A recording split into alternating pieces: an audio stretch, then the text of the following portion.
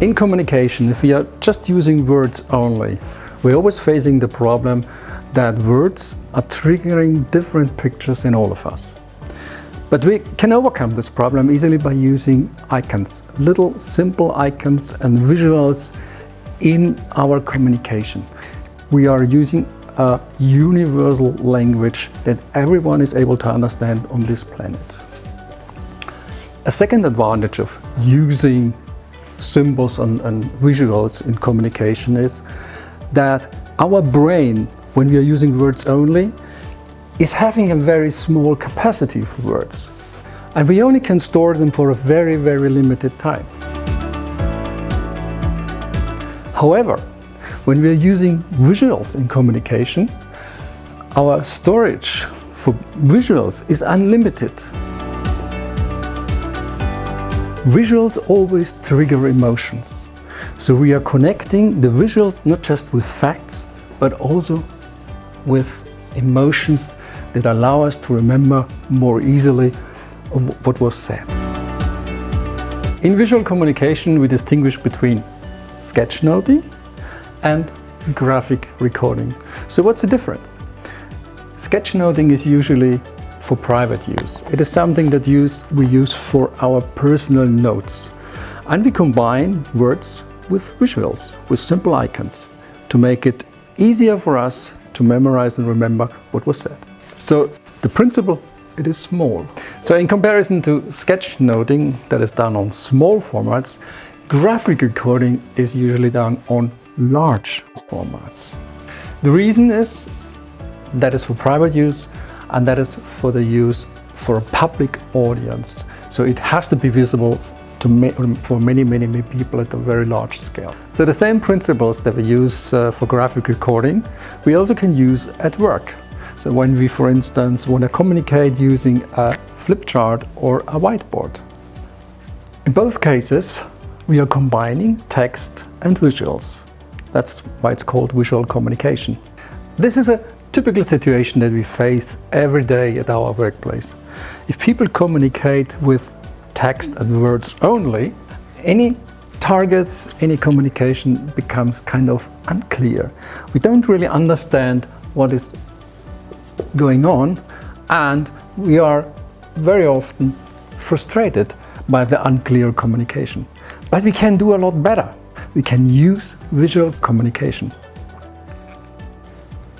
So the visual communication in this part actually requires us to use a combination of words and pictures. And a Flipchart is a perfect communication tool for that. We combine graphical elements and text elements together for a more effective communication. And because we are more effective in our communication, the employees or all the other colleagues understand a lot better what is our intention. So it is clear to them what is expected, and they are not frustrated anymore, they are happily smiling. So when we are using visual elements, our communication is becoming easier to understand, more target-oriented and more emotional.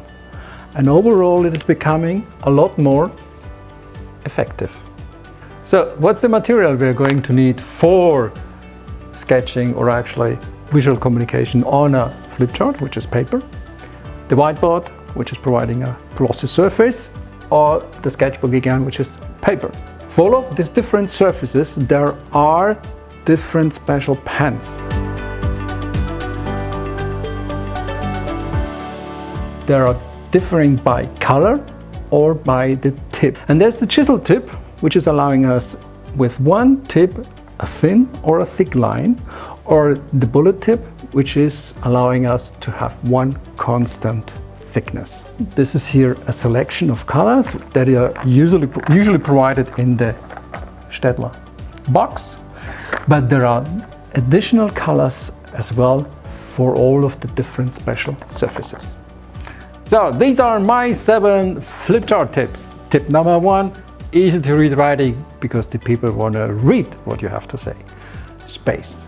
There is no need to cover everything. Organize your content. Use the same font size or the same color for title, for instance. Structure your content with bullet points or numbers. Graphical elements and colors. Well, what do you mean with that? Graphic elements, frames for instance, or underlines.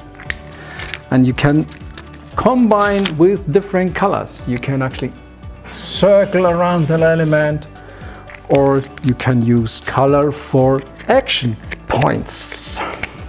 Simple symbols, because we are using visual communication, is tip number 6. Simple symbols are, for instance, the sun or clouds or the heart, or if you want to be more ecological, a tree. Tip number 7 is about emotions. How can you bring emotions into a flip chart? Well, it easily can be done by using faces. And there is no difficulty in drawing faces. It's just you use 2 dots for the eyes, a little blip for the nose, and a happy smile, a bit a grumpy look, and very angry or sad. It's all done by the mouth line. What I like most when working with a flip chart is applying light and shadow. Why?